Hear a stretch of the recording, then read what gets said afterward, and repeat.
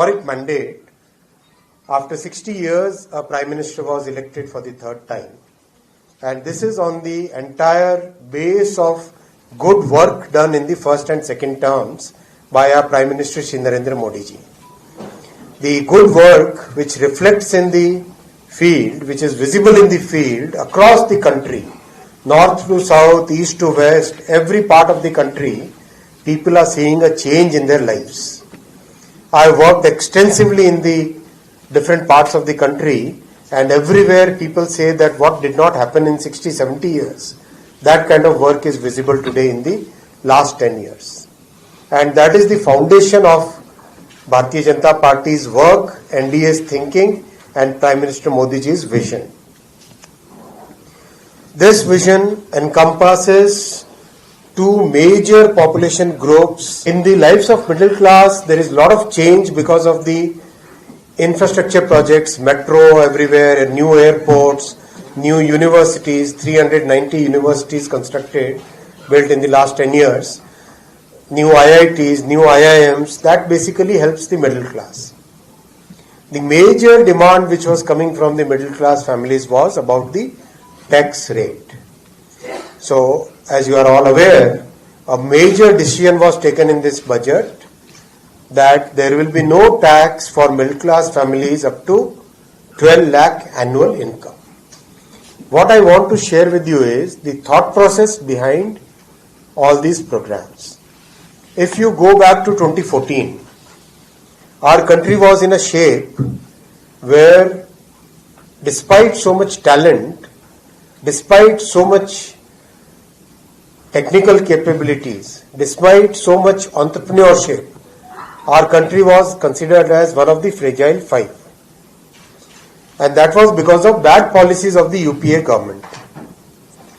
From where Atalji left 2004, from there to 2014, the economy actually came into a very bad shape. People started talking about India as one of the fragile five economies. Fragile five as in it can break anytime. That was the condition. From there, 2014, when Prime Minister Narendra Modi ji, he took the responsibility of the country, he started first building up the institutions. Institutions like banking, our banking institution was in very, very bad shape in 2014.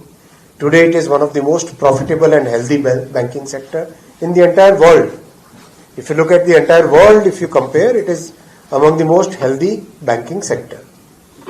Our housing sector, middle class families were suffering because they had paid money to the builder and the builder was not delivering the houses. That was the condition. Just go 10 years back. It's not very far away. We can remember those days. So housing sector was cleaned up. New acts were passed. NPA was a big problem, non-performing assets. That was cleaned up. IBC was passed so that the people who are not performing properly, they can be properly, that those assets can be taken and given to somebody else. A large infrastructure project was taken up. Everywhere highway construction improved. Railway construction improved. Everywhere new airports started coming up. So if you look at the entire process, our PM's economic thinking is public investment in social, digital and physical infrastructure. Just go back 10 years, coal drop was the biggest discussion everybody had. Right? Getting a connection made was a difficult thing. And today, we are among the best 5G networks in the entire world. More than Europe, better than US, that kind of situation we are in today already. Lowest data rates. Social infrastructure was given equal weightage. 390 universities have been set up in the last 10 years. IITs doubled, IIMs doubled, AIMS doubled, medical colleges, new medical colleges opened. Everywhere the thought process was build the institutions, get the country on a good foundation. make sure that our system is working properly for the benefit of the people. That is the thinking behind all our decisions, all the decisions that Prime Minister Shri Narendra Modi ji takes. And the focus was on the low-income families and the middle-class families. That is where the focus is. In the occupation groups, if we look, a lot of focus has been on farmers and MSMEs. These are the two occupational groups on which huge emphasis has been given in the last 10 years. We have seen the Kisan Samman Nidhi program. Today, rarely you will find a problem where farmers are in such a distress. 10 years ago, you recall, there were suicides after suicides used to be the news. That is no longer there. Farmers are getting very good MSP remuneration. The amount of MSP which is given is more than 3 times what it was 10 years ago. Lot of focus is there on productivity. Lot of focus is there on getting better technology in agriculture. Same is the case of MSMEs, getting better credit terms, making sure that the MSMEs are paid by the big companies who are their customers. All those things have happened in a period of time. That is why the 10 years, despite the COVID period, we are seeing an economy which is the fastest growing large economy today, and inflation is under control, and we are in a situation today where we can confidently say that we will keep growing at 6 to 8% in the coming years while keeping inflation under control. I gave you a bigger picture of the economic thinking, right? Now I'll come to the specific points of the budget. In this economic thinking, as I said, our Prime Minister and our Finance Minister have always kept the lower income and middle income families at the core of the entire thinking.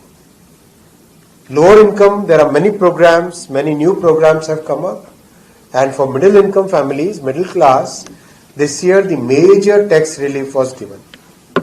12 lakh rupees per annum, 12 is a big jump from the past.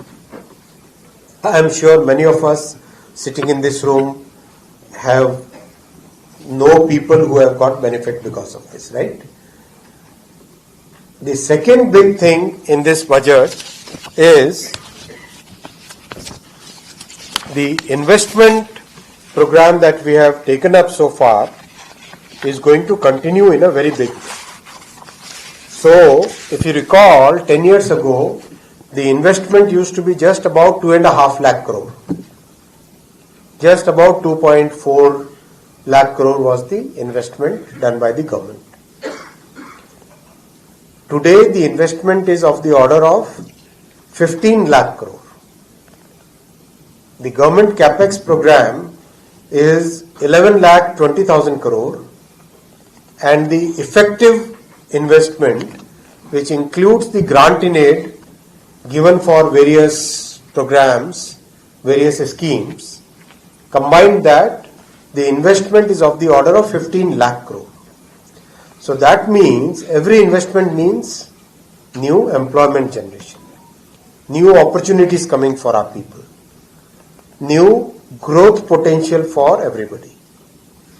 New investment means, for example, if Bangalore gets a new terminal, airport, then obviously more people will work there. More people will get opportunities to have more shops there. More people will get opportunities in ground handling. Lot of new things start coming up. Let's say a new station is built.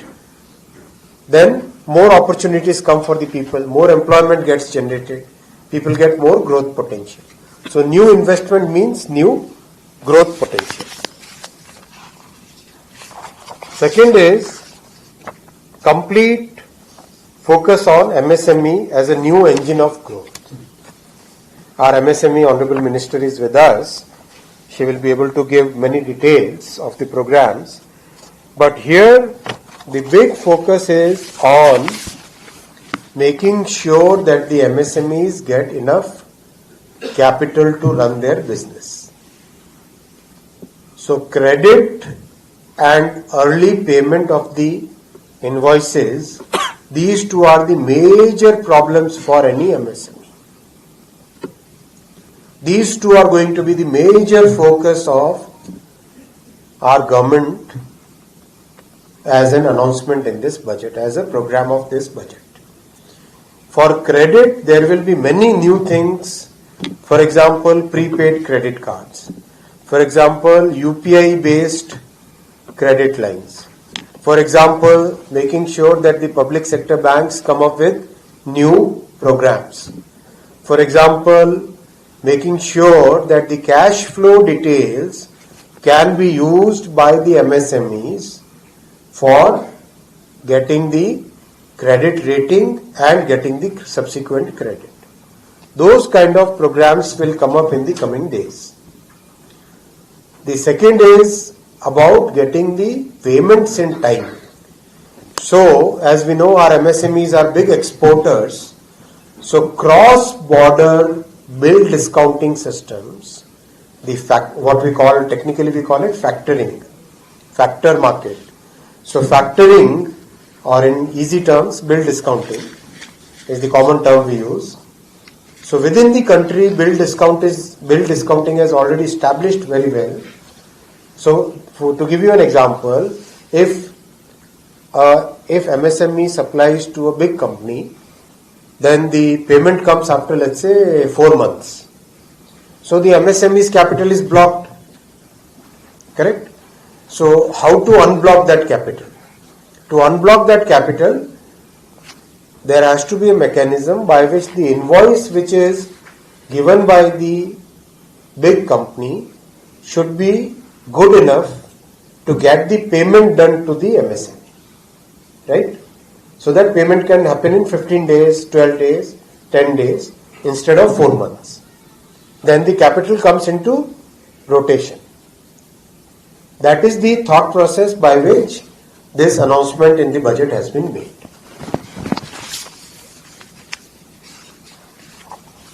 Third is huge focus on manufacturing. We all know that India is a very important services economy, and Bangalore is a good example of that. So many GCCs, so many IT services. Apart from services, employment generation happens in manufacturing sector.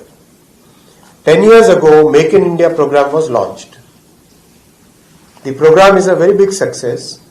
Today we are among the largest manufacturers of mobile phones, defense equipment. You have seen the Aero Show. So many things are manufactured in our country today. Now semiconductor manufacturing has started. So many things, servers, laptops, so many things are getting manufactured in our country now. To take it to the next level, the focus will be on employment intensive sectors. For example, footwear. Footwear is a sector in which one factory can actually employ as many as 30,000, 40,000 people. Single factory can employ 30,000, 40,000 people. Large employment intensive sector. For example, electronics. A factory nearby, it's in Tamil Nadu, Hosur, and the next big factory will come in Bangalore, close to Bangalore, in Karnataka. Single factory, 40,000 people. Single factory, mobile phone manufacturing, electronics manufacturing. Single factory, 40,000 people. The next big factory is right now under construction in our Karnataka, here, very close to Bangalore. Next time when I come here, I will visit it. That will employ single factory, 40,000, 50,000 people it will employ. So it is very labor intensive. Very labor intensive sector. Last time when I came here, we went to another IT sector, telecom equipment manufacturing company. Again, scaling up such sectors which are labor intensive, which can really employ a large number of people. That is the third big announcement. Toy sector, food processing sector, labor intensive sectors like footwear, like clean technology. This will be a major thing for our budget.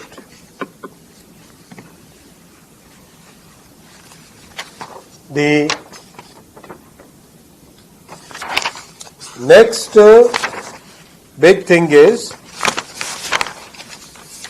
lots and lots of focus on technology. As you are aware, without technology, growth is not possible beyond a point.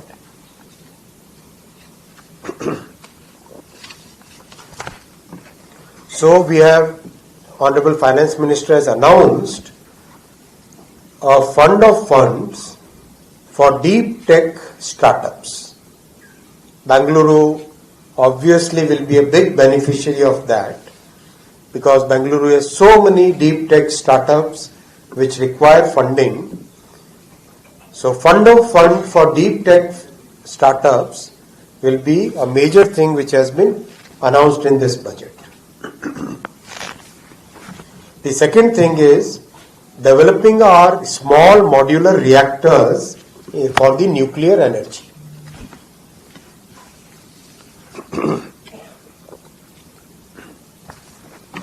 ₹20,000 crore has been earmarked for developing nuclear energy reactors, which are small reactors, small modular reactors.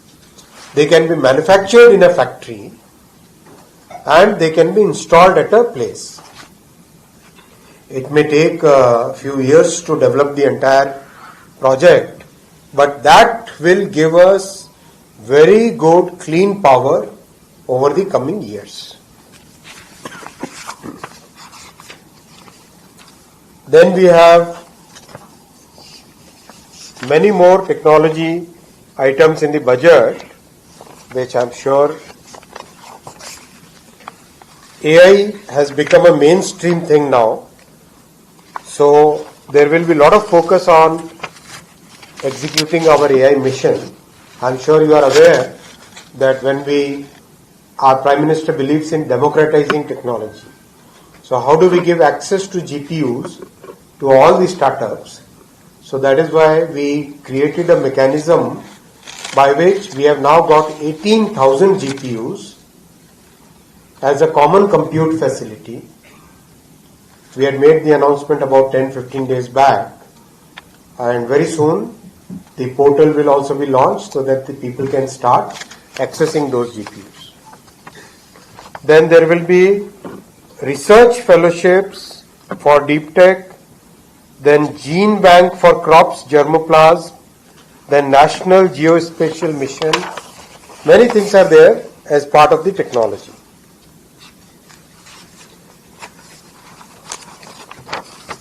The entire thing will be built upon reforms. Entire progress, the next phase of growth will come based on reforms.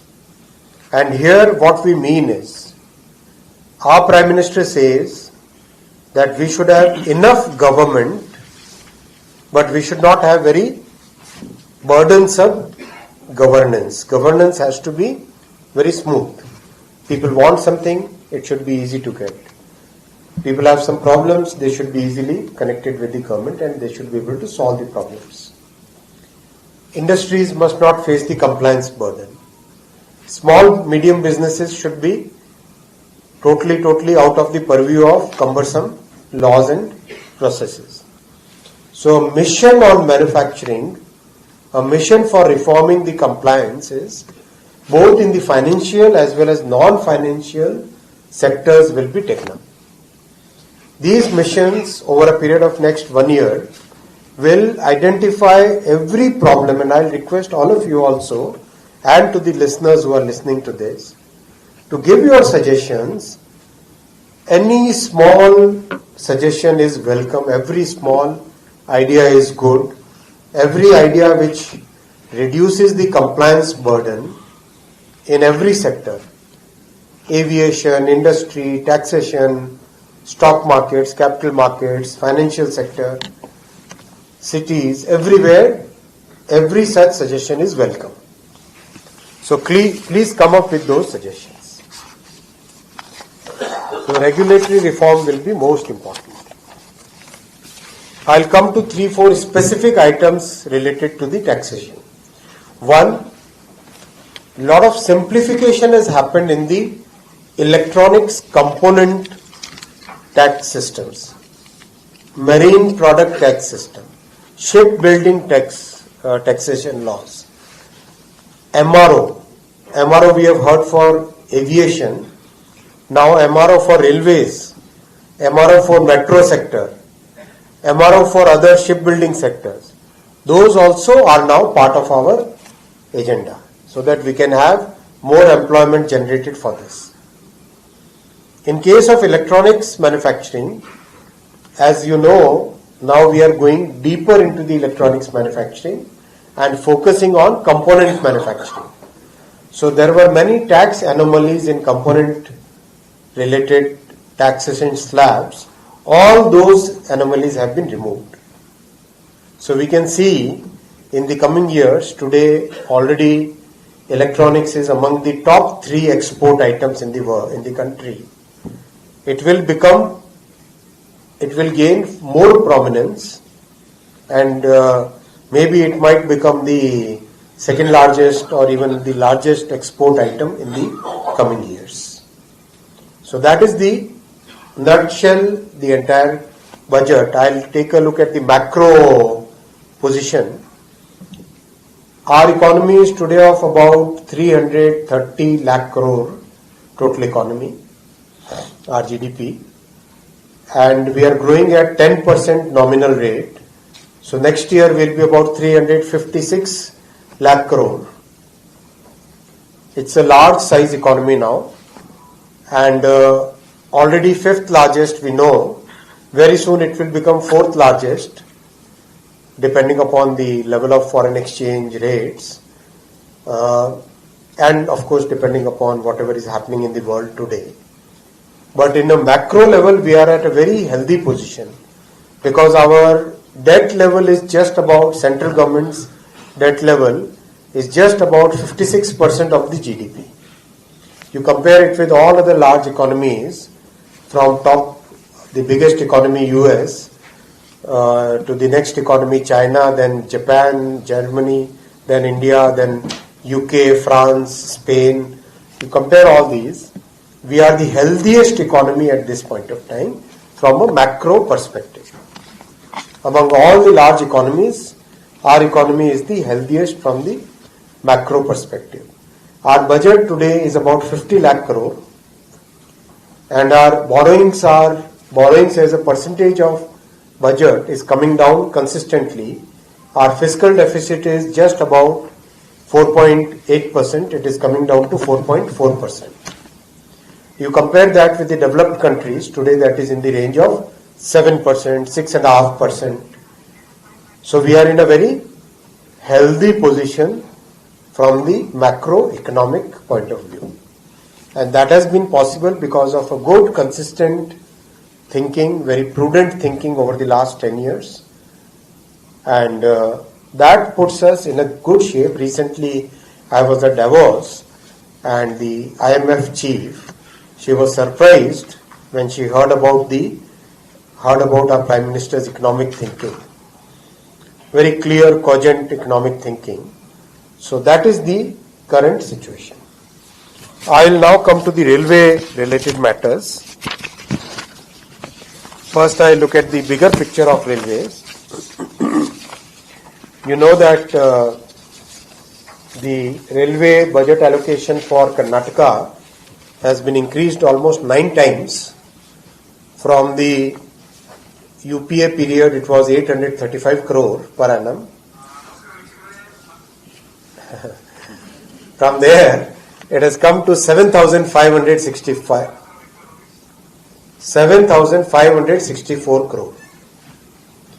From 835 crore coming up to 7,564 crore. Total investments of railway projects in Karnataka 51,479 crore. 51